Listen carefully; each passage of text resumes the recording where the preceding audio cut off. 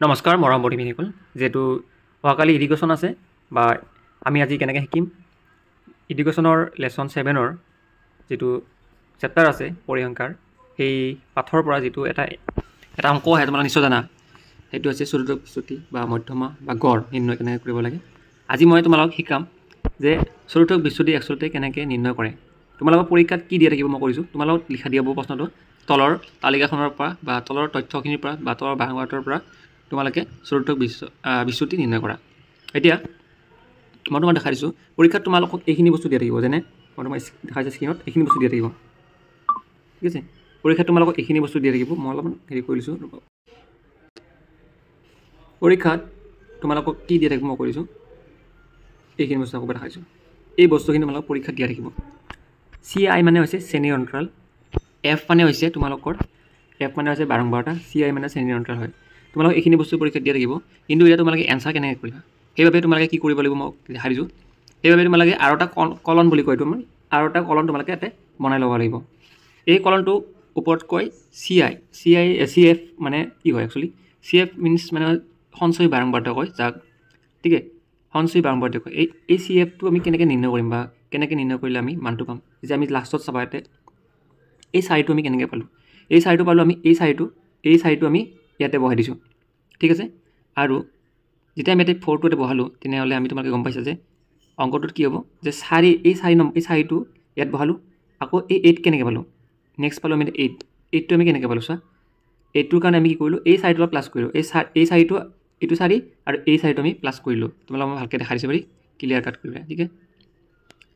তোমালোকে দেখা পাইছে এই চাৰিটো ইয়াত বহালোঁ, ঠিক হৈ গ'ল। আৰু এই চাৰিটোৰ লগত আমি এই চাৰিটো কি কৰিলোঁ, যোগ কৰি দিলোঁ। 4 হ'ল 8 হ'ল, 8ৰ লগত 4 যোগ দিলোঁ, 4 8 12, 12ৰ লগত আমি কি কৰিলোঁ 6 যোগ দিলোঁ, তেনেহ'লে কি পাম 18, 18ৰ লগত যদি আমি কি কৰোঁ 2 যোগ দিওঁ তেনেহ'লে পাম আমি এনচাৰ 20, 20ৰ লগত যদি আমি 8 যোগ দিওঁ তেনে এনচাৰ পাম 28, 28ৰ লগত যদি আমি 6 যোগ দিওঁ তেনে এনচাৰ পাম 34, 34ৰ লগত যদি 2 যোগ দিওঁ তেনেহ'লে এনচাৰ পাম 36, আৰু 36ৰ লগত যদি 4 যোগ দিওঁ তেনেহ'লে এনচাৰ পাম 40। আনলোঁ অৰ্ডাৰ দিছিলোঁ হেৰি টকা 10,000। আমি এতিয়া কি কৰিলোঁ দেখা পালা, আমি সঞ্চয় বাৰম্বাৰতা আমি নিৰ্ণয় কৰি দিলোঁ, ঠিক আছে। সঞ্চয় বাৰম্বাৰতা নিৰ্ণয় কৰিলোঁ। এটা কথা মনত ৰাখিবা, এই N40টোৰ লগত এই লাষ্টত এইটো বস্তু মিলিব লাগিব, ঠিক আছে। N40 মান দিয়া আছে ইয়াতে, যদি ইয়াতে যদি ছাপ'জ 41 ওলায় বা 43 ওলায় বা 39 ওলাইছে ওপৰত, তেনেহ'লে তোমালোকৰ অংকটো সম্পূৰ্ণ ভুল। সেইকাৰণে ইয়াতে যি মান ওলাব, মানে ইয়াতে যিমান আছে ছেম ইয়াতে মান সিমান ওলাব লাগিব। 40 আছে ইয়াতেও 40 থাকিব লাগিব। এতিয়া আমি নেক্সট কি কৰিম, এইখিনি কৰাৰ পিছত আমাক সূত্ৰৰ বহুত প্ৰয়োজন হ'ব। মই তোমালোকক সূত্ৰটো দেখাই দিছোঁ, আমি সূত্ৰৰ প্ৰয়োজন হ'ব। সূত্ৰ হৈছে প্ৰথম সূত্ৰ দুটা সূত্ৰ থাকিব, তিনিটা সূত্ৰ থাকিব, অলপ ডাঙৰ কৰি দিছোঁ। টোটেল তোমালোকৰ 3টা সূত্ৰ থাকিব। সেই সূত্ৰকেইটা তোমালোকে জনা দৰকাৰ। প্ৰথমতে আছে আমাক কি ইয়াতে Q1 = L + N/4 - CF divide FQ means frequency into I, into কি আছে I আছে, দেখা পাইছা। এতিয়া L মানে কি হয় তোমালোকে দেখাইছোঁ, Lৰ মান কিমান হয় আমি জানিব লাগিব, প্লাছ Iৰ মান কিমান হয়, I কোনটো কৈ ৰাখিছোঁ জানিব লাগিব, তাৰপাছত ফ্ৰিকুৱেঞ্চি কিমান হয় সেইটো জানিব লাগিব, আৰু তোমালোকৰ থাকিল তোমালোকৰ N/4 মানটো আমি কেনেকৈ নিৰ্ণয় কৰিম সেইটো প্ৰথম জানা। এনেকুৱা ধৰণৰ অংকত তোমালোকে মনত ৰাখিব। প্ৰথমতে N/4টো যিহেতু ফৰ্মুলা আছে, N/4টো তোমালোকে কি কৰা মিনছ ইয়াৰ মানটো নিৰ্ণয় কৰা। Nৰ মান আমাক দিয়া আছে যিহেতু ইয়াতে দেখা পাইছা, Nৰ মান কিমান আছে 40 দিয়া আছে, সেইকাৰণে আমি ইয়াতে 40 লিখি ল'লোঁ। লিখাৰ পিছত তোমালোকে দেখাব পাইছা যে তলত কি আছে 4 আছে। এতিয়া 4ৰে 40ক কেইবাৰ যায় 10 বাৰ যায়। এতিয়া আমি পালোঁ যে N/4 মিনছ মানে 10, N/4 মান পালোঁ আমি 10। ঠিক তেনেদৰে ইয়াতে কি বহাইছে 10 বহাইছে, তোমালোকে স্ক্ৰীণত যদি দেখা পাইছে ইয়াতে 10টো পালোঁ আমি। এতিয়া 10টো আমি যিহেতু পালোঁ ইয়াতে, তেনেহ'লে 10টো পোৱাৰ পিছত আমি ইয়াতে চাব লাগিব ইয়াতে 10 ক'ত আছে, ইয়াতে 10 আছে নেকি, 4 8 10 নাই কিন্তু 12 আছে। সেইকাৰণে আমি কি কৰিম, আমাৰ ইয়াৰ যোনটো মেইন 3-1ৰ যোনটো আমাৰ হেৰি হ'ব লাইন হ'ব, ইয়াত আমি 3-1টো ইয়াতে পাম, মানে 12ত পাম। এতিয়া 12ৰ তলত যিটো সংখ্যা থাকে, মানে সঞ্চয় 12ৰ তলত সঞ্চয় দেখা পাইছাতে, 12ৰ তলত কি আছে 8 আছে, 8টো আমাৰ দৰকাৰী সংখ্যা, আৰু ইয়াতে 4 আছে সেইটো দৰকাৰী সংখ্যা, আৰু ইয়াতে 20 আছে। এতিয়া আমি এইখিনি বস্তু আমি ক'ত বহাম তোমালোকে চাই লোৱা। যিহেতু আমি 12ৰ তলত কিমান পাইছোঁ 12ৰ তলত আমি পালোঁ 8 আমি সেইকাৰণে ইয়াতে CF ৰ ঠাইত 8 দিলোঁ তাৰপিছত এই F ফ্ৰিকুৱেঞ্চি চাওক আমি কিমান 4 পালোঁ কেনেকৈ এই 4টো ইয়াতে আছে দেখা পাইছে তোমাক এই 4টো আমি ইয়াতে আছে এনে বহালোঁ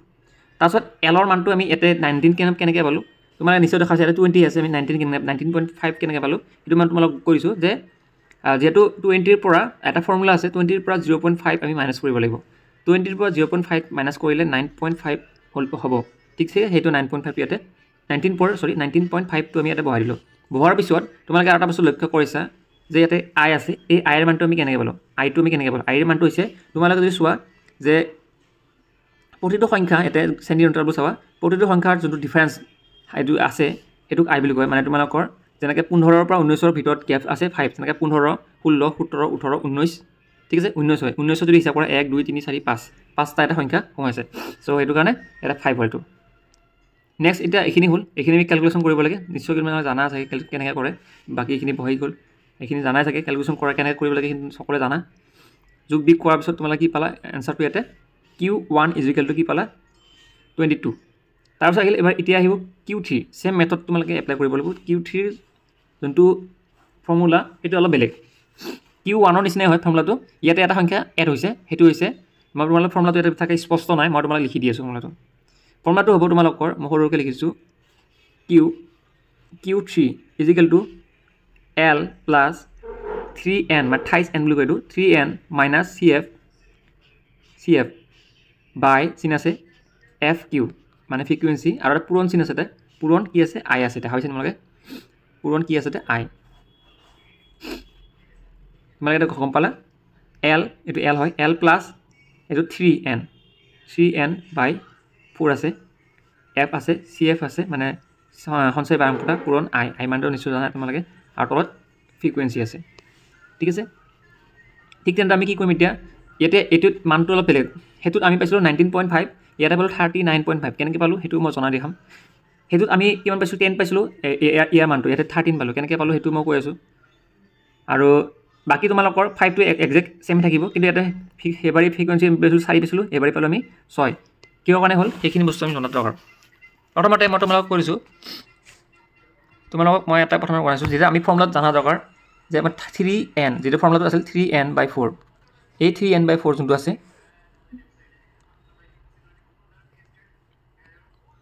ৰবদি মান এটো সাইজটো সৰু কৰি লো ঠিক আছে হল 3n যোনটো আছে ইয়াতে তো 3n আছে এই ফৰ্মুলাটো আছে এটো 3n এইটো বস্তু হল 3n তো স্পষ্ট ভাবে ইয়াত নাই সেইকাৰণে মই 3n/4 আছে ঠিক আছে আৰু আগৰটো আছিল ডাইৰেক্ট 3 নাছিল ডাইৰেক্ট n/4 আছিল সেইকাৰণে Q3 তোমালোকে 3n ৰ মানটো আও নিৰ্ণয় কৰিব লাগিব কিমান হবটো আমি জানো যে n ৰ মান আমাক দিয়া আছিল কিমান কোৱেশ্চনত n ৰ মান আমাক দিয়া আছে ইয়াতে 40 বুলি দিয়া আছে n ৰ মান আমাক দিয়া আছে 40 সো হেতু কাৰণে আমি কি কৰিম n ৰ মান যেটো 40 দিয়া আছে 3 পূৰণ 40 ডিভাইড কিমান হ'ব 4 এটা যদি আমি এটো ক্যালকুলেশন কৰো তেনে হলে আমি এতে কম পাম 4 3 গুণ 12 মানে 120 120ক যদি 4 ৰে হৰণ কৰো কেইবাৰ যাব ইফালে 3 বাৰ 30 ঠিক আছে 30 হ'ব মানে n/4 ৰ মান হ'ব 30 হল এতিয়া আমি ইয়াতে সাম 30 কোড আছে ইয়াতে কোড আছে চোৱা এতে আছে নেকি ইয়াতে আছে নেকি 18 20 20 হৈছে 28 28ত নাই 30 তেনে হলে মানটো হ'ব 34ত তোমালোকৰ মানটো আছে 30 যেটো 30 ওলাইছে সেইকাৰণে 34ত আমাৰ সেই মানটো আছে 34ত আমাৰ মানটো আছে এতিয়া মই তোমালোক কৈছিলো যে মই তোমালোক কৈছিলো যে 34 ৰ তলৰ সংখ্যাটো হৈছে আমাৰ CF মানে CF = 28 আৰু ফ্ৰিকুৱেঞ্চি হ'ব আমাৰ এটা 6 ফ্ৰিকুৱেঞ্চি হ'ব আমাৰ 6 এটো FQ = 6 उसके बाद তোমালোকে দেখা পাইছা ইফালে স্ক্ৰিনত যদি চাই আছে তাছ আমাৰ থাকিল কি I তো আমি জানোৱে যে ইয়াৰ পৰা ইয়াৰ ডিসটেন্সটো আমি জানো কিমান 5 তাৰ পিছত থাকিল আমাৰ ইয়াতে L ৰ মানটো আমি নিৰ্ণয় কৰিব লাগিব ইয়াতে কিমান আছে 40 আছে আমি কৈছিল যে 40 ৰ পৰা -5 আমি কি কৰিব লাগিব -0.5 টো আমি মাইনাস কৰিম তেনে হলে 39.5 আমি আনসাৰটো পাম ঠিক আছে 39.5 5 এনচাৰটো আমি পাম এতিয়া আমি গোটেইখিনি এতিয়া কি কৰিম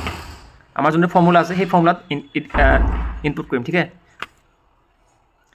ফৰ্মুলাত ইনপুট কৰিব লাগিব ফৰ্মুলাটো মই একবাৰ লিখি দিছোঁ তোমালোকে বহি লিখি লোৱা L প্লাছ 3 এইটো 3y3 ইজিকেল টু অকণমান ৰ'বা এতিয়া মই তোমালোকক ফৰ্মুলাটো কেনেকৈ লিখিব লাগে সেইটো মই জনাই দিছোঁ যেটো Q3 is equal two L plus 3n মনত ৰাখিবা Q3 থ'লে 3n হ'ব বাই 4 মাইনাছ CF ডিভাইড চিনটো লাগিব এইখিনিৰ পৰা আৰু তল থাকিব ফ্ৰিকুৱেঞ্চি আৰু পূৰণ I জানাই বাকীখিনি গমে পাইছা ঠিক তেনেদৰে তোমালোকে ইয়াতে ঠিক তেনেদৰে তোমালোকে কি কৰিবা চেম তেনেকৈ আমি কিমান L মান মই কৈছোঁ L মান 40 যিহেতু কেনেকৈ পালোঁ 39.5 কাৰণ আমি কৈছোঁ যে ইয়াতে 40 আছিল 40 পৰা 0.52 মাইনাছ কৰিলে তোমালোকে 39.5 পাই যাবা তাৰপিছত আমি যোনটো এইটো কেলকুলেশ্যন কৰিলোঁ 3n/4 মানটো আমি পালোঁ কিমান 30 বহালোঁ ফ্ৰিকুৱেঞ্চি আমি ক'লোঁ যে তাৰ তলৰ সংখ্যাটো ল'বা 28 কেনেকৈ পালোঁ এতিয়া যেনেকৈ 34ৰ শেষৰ মানে 34ৰ লাষ্টৰ সংখ্যাটো চাবা পিছৰ সংখ্যাটো সেইটো হ'ল 28 যিটো এইটো ফৰ্মুলা মতে কাম কৰিব লাগিব আৰু আইৰ মানটো 5 আমি জানো এইটো ডিফাৰেঞ্চটো গেপ আছে আৰু ফ্ৰিকুৱেঞ্চি এইটো 6 সেইটো বিট চাইছা ফ্ৰিকুৱেঞ্চি 6 গোটেইখিনি যদি মানে কেলকুলেশ্যন কৰা প্লাছ মাইনাছ কৰা তেনেহ'লে কিমান পাবা 41.17 3 মানটো পালা এতিয়া আমি কি কৰিম যেহেতু আমাক মেইন সংখ্যাটো লাগিব এতিয়া আমি আৰু এটা ফৰ্মুলা লাষ্টত কি কৰিব লাগিব Q ইজিকেল টু Q3 পৰা Q1ৰ মানটো আমি কি কৰিব লাগিব মাইনাছ কৰি পেলাই ডিভাইড কৰিব লাগিব এইটো ফৰ্মুলা তেনেহ'লে গম পাবা যে Q3 মানটো আমি অলপ আগতে পালোঁ 41.7 মাইনাছ 22 ঠিক আছে 22 পালোঁ এতিয়া ইয়াক যদি তোমালোকে মাইনাছ কৰা তেনেহ'লে এনচাৰটো পাবা 19.17 কি কৰা তোমালোকে 2ৰে হৰণ কৰিব লাগিব যিহেতু 2ৰে যদি হৰণ কৰি দিয়া তেনেহ'লে তোমালোকে 19.17 যদি তোমালোকে 2ৰে হৰণ কৰা ৰ'বা 19.17 টো তোমালোকে 2ৰে হৰণ কৰা 2ৰে তোমালোক কিমান বা যাব যেনেকৈ 8 দুগুণ 9 বাৰ ঠিক আছে 9 বাৰ যাব 9 দুগুণ হয় তোমালোক 18 9 দুগুণ 18 1 নামিল তাৰপিছত ইয়াৰ পৰা 1 নমাই দিয়া তাৰপিছত 2ৰে 11 যাব 5 বাৰ পইণ্ট যিহেতু 1 নমালোঁ পইণ্টটো আহিব ইয়াতে 5 5 দুগুণ 10 থাকিল 1 নামিল ইফালৰ পৰা 7টো নমাই দিয়া 7টো নমাই দিয়াৰ লগে 7 দি 2ৰে 17 যাব তোমালোকৰ 8 বাৰ চাগে 8 বাৰ ঠিক আছে 8 বাৰ 8 দুগুণ 16 থাকিল আকৌ 1 মানে সংখ্যাটো যদি তোমালোকে হৰণ কৰা তেনেহ'লে ৰাইট এনচাৰ কি পাবা 9.59 ইয়াৰ শুদ্ধ এনচাৰ হ'ব যদি কোনোবা বুজি পাইছে ভালে আৰু একেবাৰে সহজ কথাতে বুজাই দিছোঁ প্ৰথমতে তোমালোকে প্ৰশ্নটো চাবা প্ৰশ্নটো তোমালোকৰ এইখিনি বস্তু দি যাব সঞ্চয় বাৰম্বাৰতাৰ যে সঞ্চয় বাৰম্বাৰতাটো দিয়া নাথাকে সেইটো তোমালোকে নিজে কেলকুলেশ্যন কৰিবা লগতে ফৰ্মুলাটো মনত ৰাখিবা প্ৰথম ফৰ্মুলাটো তাৰপিছত ছেকেণ্ড ফৰ্মুলা Q3 হোৱাৰ পিছত তোমালোকে কি কৰা Q ইজিকেল টু Q3ৰ পৰা Q1 মাইনাছ কৰি 2ৰে হৰণ কৰিব লাগে হৰণ কৰাৰ পাছত যোনটো অংক পাবা বা যোনটো মান পাবা সেইটোৱে তোমালোকৰ কি হ'ব ইয়াৰ ৰাইট এনচাৰ ঠিক আছে এইখিনি আছে ভিডিঅ'টো চাই ভাল লাগিছে ধন্যবাদ